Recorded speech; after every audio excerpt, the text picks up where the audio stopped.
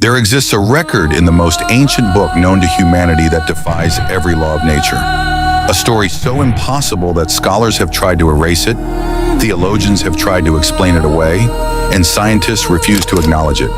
But the record remains, and it speaks of someone who accomplished what every human being throughout history has failed to achieve. He escaped death itself.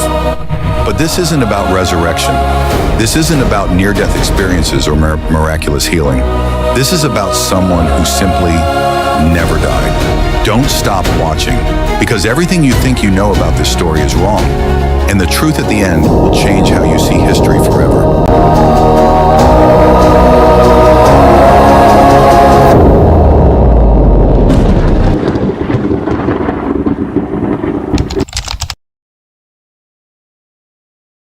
There exists a record in the most ancient book known. Every great figure from antiquity has a tomb, a final resting place, a marker that says, "Here lies their body."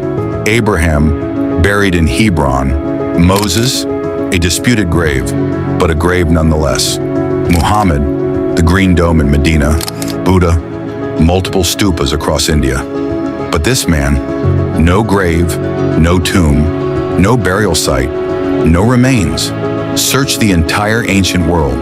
Dig through every archaeological database. Consult every historical record. Nothing. It's as if he walked off the pages of history and vanished into thin air. But vanishing isn't the same as dying, and the oldest texts don't say he vanished. They say something far more disturbing. Keep watching. The next part reveals what ancient civilizations feared about him.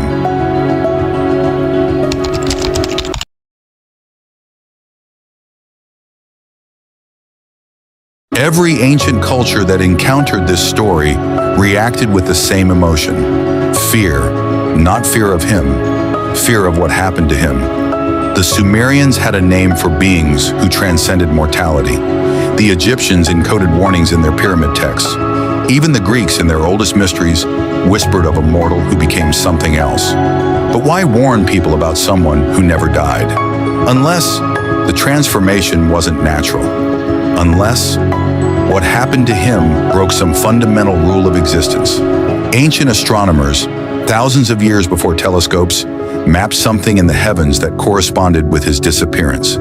A specific alignment, a cosmic doorway.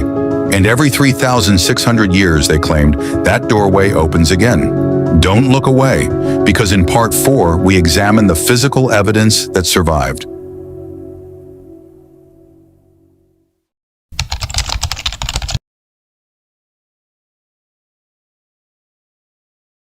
In 1947, in caves above the Dead Sea, archaeologists found texts that revolutionized our understanding of the ancient world. But they also found something else, something they didn't publicize. Metallic fragments, alloys that shouldn't exist in that time period, compounds that modern metallurgists struggle to replicate. And inscribed on them, a single name, repeated like a warning label.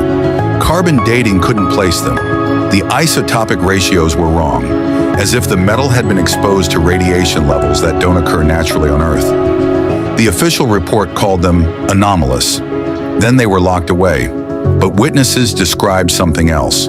Descriptions of a journey, not a spiritual ascent, a physical translation, coordinates, measurements, technical specifications, as if someone was documenting a departure. Stay with me. Part 5 reveals why multiple governments classified this information.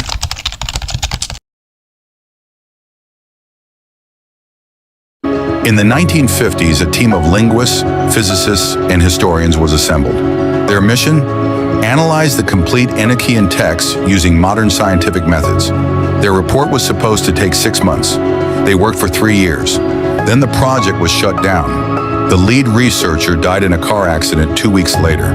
His assistant suffered a nervous breakdown and never spoke again. The files were transferred to a facility that doesn't exist on any map, but fragments leaked. References to temporal displacement, to biological stasis, to a process that preserves the subject indefinitely while allowing continued function. Not death, not life as we understand it. Something in between, something that continues. And the most chilling line, repeated in multiple sources, "He walks among you, though you do not recognize him. Don't stop.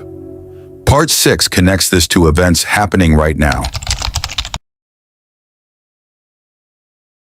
Since 2010, there have been 47 documented cases across 12 countries of individuals claiming encounters with a figure matching ancient descriptions. Tall, ancient features, speaking languages that haven't been spoken for millennia, asking questions about the state of the waters and the watchers. Each encounter follows the same pattern. The figure appears in places of environmental crisis. He asks specific technical questions. He records the answers in a script that matches no known writing system. Then he vanishes. The witnesses don't seek publicity. Most refuse to speak on record. Those who do pass polygraph tests. Satellite imagery from 3 of the locations shows atmospheric anomalies, electromagnetic disturbances, gravitational fluctuations that physicists can't explain. And in each location, researchers find the same residue, that impossible metal from the Dead Sea caves. He's not just a story, he's not just a myth. He's been moving through our world for thousands of years, watching, waiting, recording. But for what? The final part reveals his identity and why he's been here all along.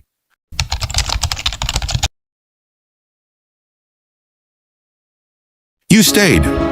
Good, because now you understand why this story was suppressed, why ancient powers feared it, why modern powers classify it. Enoch, the 7th generation from Adam, father of Methuselah, grandfather of Noah, the man who walked with God, according to the oldest texts. But that's not what the original language says.